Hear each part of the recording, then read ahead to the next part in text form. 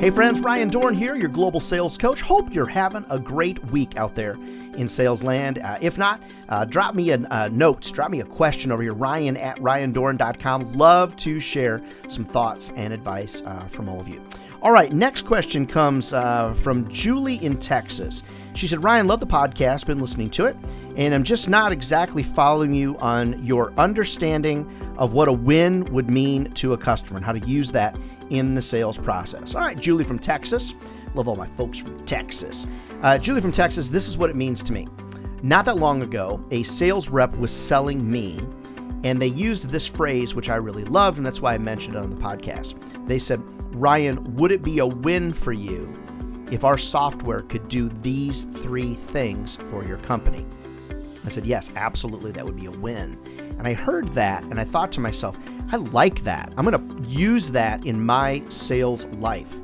So what I mean by that, and sorry if it wasn't clear on the podcast, what I mean is looking for scenarios where you can use the positivity of the word win, the charisma of the word win, just the forward nature of the word win, to figure out how to create winning scenarios for the customers that you're selling to. So you would say something like, Bob, if I'm listening correctly, if I'm hearing you correctly, we could create a win for you if our product, service, whatever, did these 3 things. Would that be a win for you?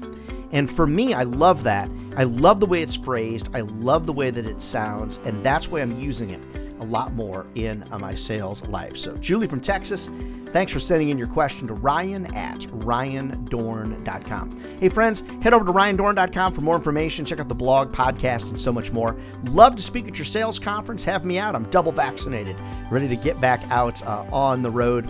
And friends, I'm always here to help you. Drop me an email, ryan@ryandohrn.com. All right, friends, we'll see you next week for more Listen to Questions.